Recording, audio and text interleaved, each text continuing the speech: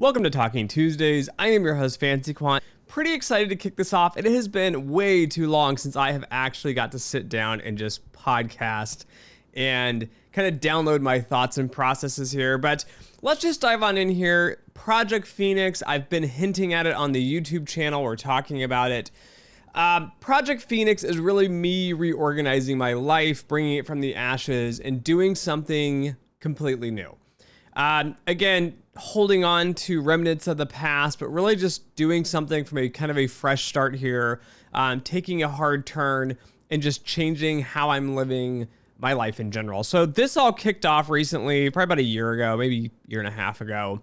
Some health issues have been coming up over the last few years. Just common things as well, gaining weight, excessive stress, and again, some health things. To those of you that follow me, you might know a little bit more about it. And so I've been trying to figure out what am I going to do? How am I going to change this? And I keep inventorying my life. So I go through it and I'm like, all right, I've got my job. I've got my YouTube channel. I've got the podcast. I've got my family, which includes my wife and kids and parents and, all that. I don't spend a lot of time with my friends. I've cut a lot of friends out just because we all live kind of across the country. I check in with them, but I'm not going to be like, dedicate a full day or weekend or something to doing that. I tend to focus on the family in general. And then I have the property here at Bianco Land. So I have a full YouTube channel on Bianco Land, which is a garden, beekeeping, fixing cars. I'm doing a car restoration downstairs. I built this shop here a few years back. There's just a lot of things going on in my life, and I keep going through them, and I'm like, I can't get rid of anything, right? I can't get rid of, obviously, my job and obviously the family, so those are off limits. And then I'm like, should I stop doing the YouTube channel? Should I stop podcasting? And I'm like, well, no, because the YouTube channel helps build, at least the Quant Finance channel and this podcast, help build into the career side of it, so I'm definitely not going to get rid of that. And then I really love doing Bianco Land. They're just fun, helpful videos on the YouTube channel. And I'm really into, nature, taking care of yourself, self-reliance, growing food. I have a vineyard, a garden, the bees. I've got a lot of these things going on here. And really, I enjoy doing these. So I don't want to cut out everything I enjoy doing and start paying someone to do everything. And it's like, yeah, I'm sure my stress will go down. I'll spend time with the family and I'll work, but I'm going to have to get rid of everything else. And so I've gone back and forth. And then a little bit of an ER trip kind of shook me up. And I thought about it and I thought, I'm going about this all wrong. It's not like a job, a family, a hobby, a whatever. I need to sit down and look at the specifics of what's going on here. And so I came to the conclusion, I'm going to make just a bunch of changes and I'm going to start going through this process here. Step one is I quit my job. So back in April here, I walked in, I sat with our CEO and our COO, and I'm like, this just isn't working out for me anymore. It's not you guys, it's not the firm specifically, right? I just want this to be a nice, clean break, no hard feelings. I'll give you a 6-month notice, which I've mentioned in the past. If I end up leaving, I'll give you a 6-month notice. I'm the head of quantitative risk and research, so filling a role like that's pretty challenging to do. And there was discussions going on and an offer to make me the chief risk officer, and that kind of started pushing the dominoes over of, do I want to keep going up the chain? Do I want more responsibility? And the obvious answer is no. I'm already drowning as it is. I'm trying to get my life put back together. I'm not happy doing what I'm doing. And so the real reason I left, in simple terms, is I was not hitting the goals that I personally wanted to hit. So, I'm working the job, we're getting some things done, but in my mind, I'm like, these are the goals we have. These are the dates we should hit things by. We should be running and churning at X speed. This is the speed Dimitri Bianco runs at. That's the speed I'm going.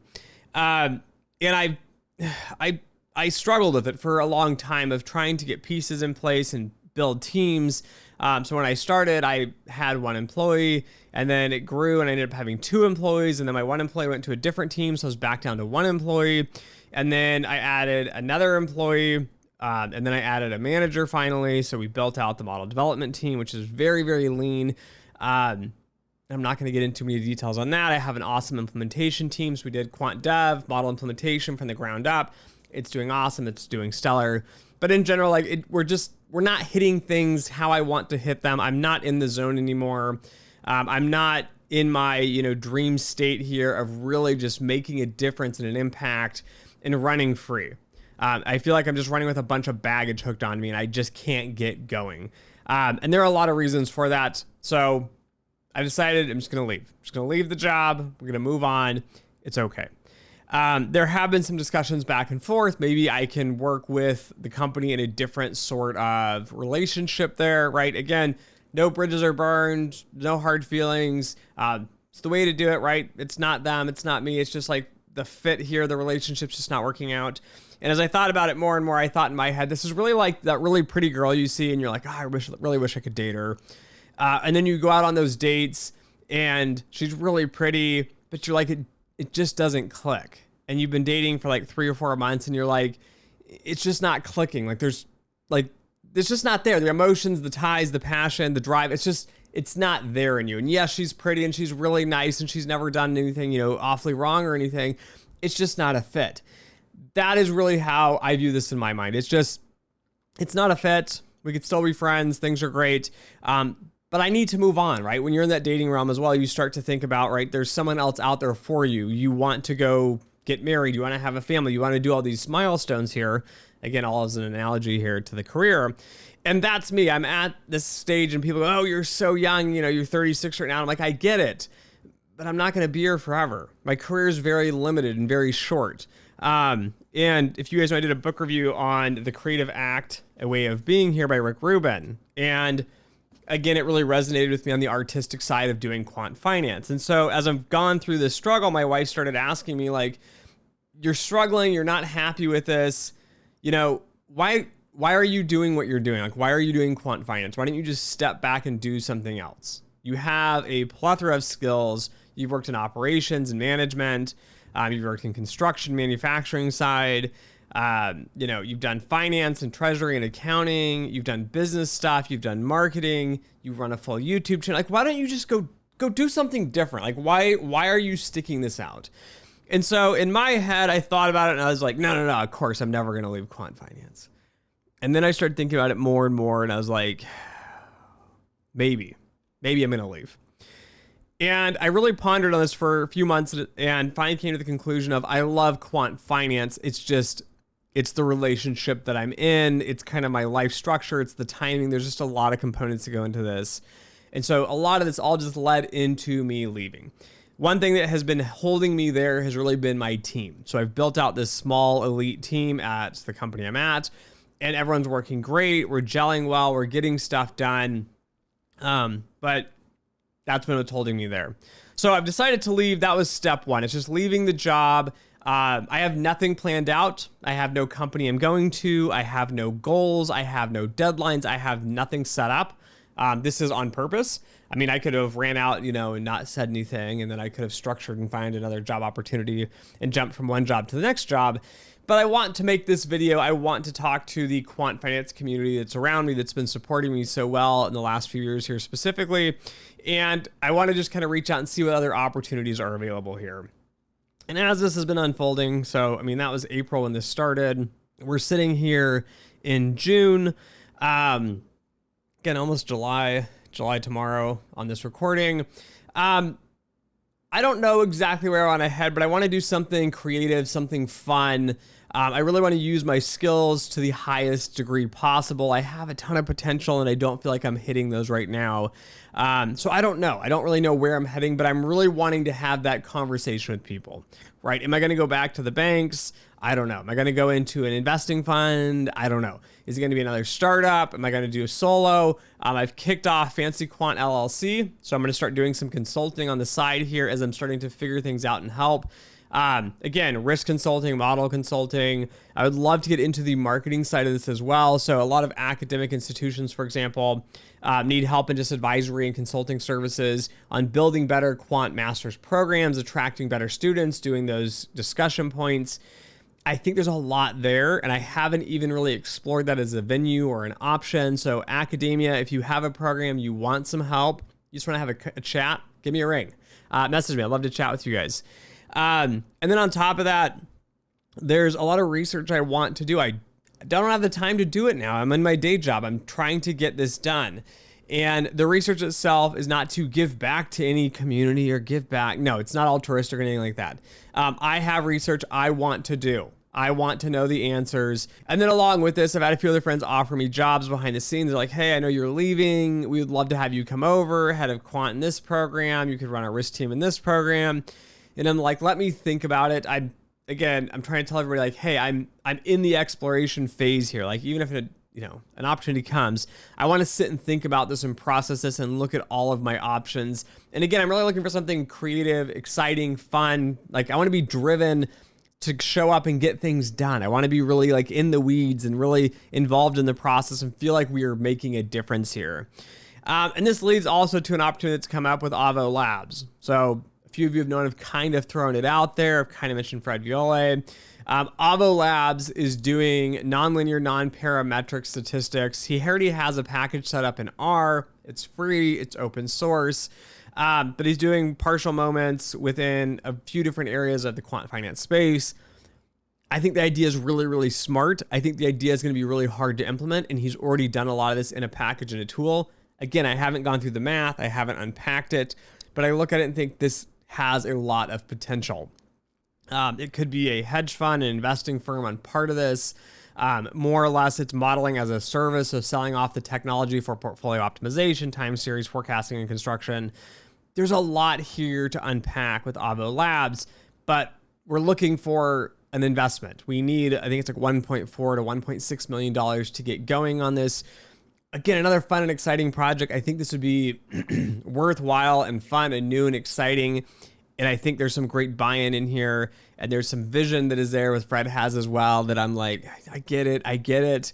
Part of me, again, is trying to step back in life as well. I'm trying to work part-time and shuffle some things around, get my footing and grounding, and really figure out where I'm going on this. So again, looking for an investment, looking at a great opportunity there.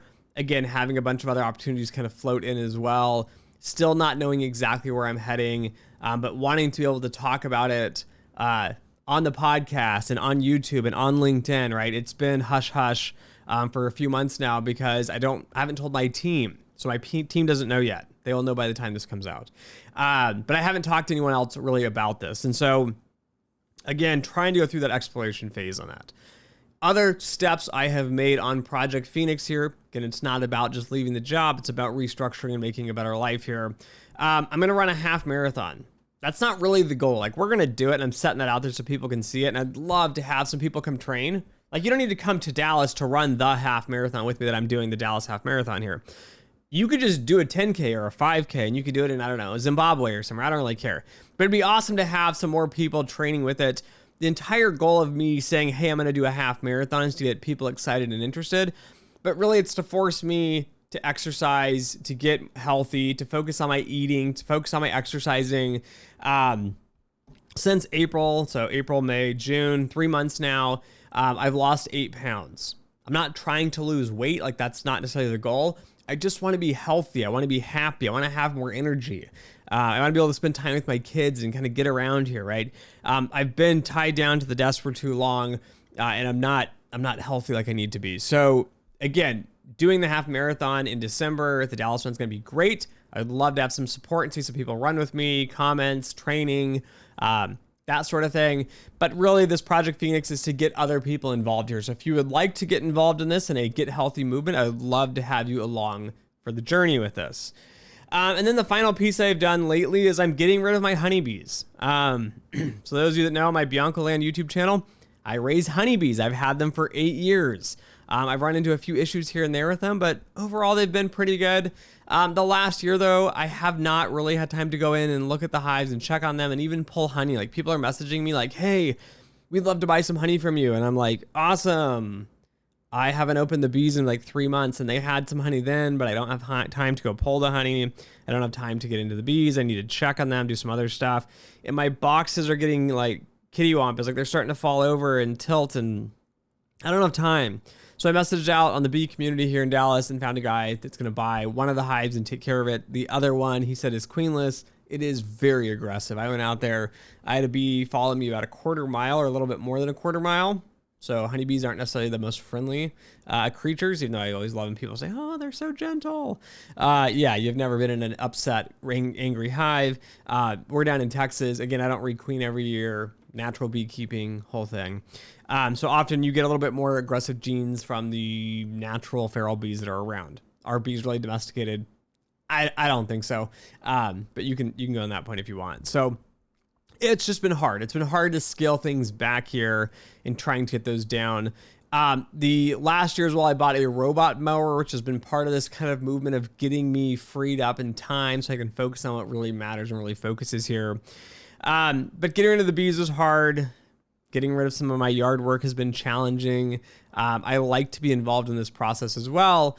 But that's kind of Project Phoenix here, and I don't know exactly where it's heading. It's kind of this momentum that's building and processing.